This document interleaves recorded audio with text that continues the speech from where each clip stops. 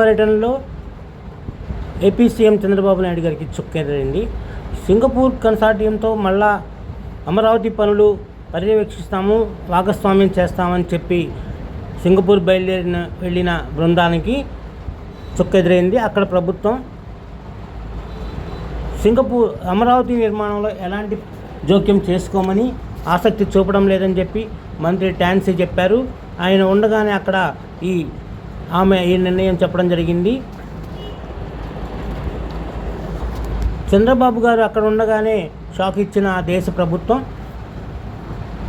గతంలో చంద్రబాబు ప్రభుత్వంతో సింగపూర్ మంత్రి ఈశ్వరన్ నేతృత్వంలో ఒప్పందాలు జరిగాయి, వాటిని పునరుద్ధరిస్తున్నామని చెప్పి వెళ్ళారు.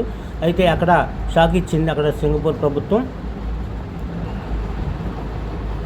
అమరావతి నిర్మాణంలో భాగస్వామి కాలేమని, అవసరమైతే టెక్నాలజీ, పట్టణ ప్రణాళిక రంగంలో మాత్రం సలహాలు ఇస్తామని చెప్పారు. ఈ మేరకు అమరావతిపై సింగపూర్ మంత్రి టాన్సీ చెప్పడం జరిగింది. దీనిపై మరి ఎలాంటి నిర్ణయం తీసుకుంటారో మనం చూడాలి. మొత్తానికి ప్రస్తుతానికైతే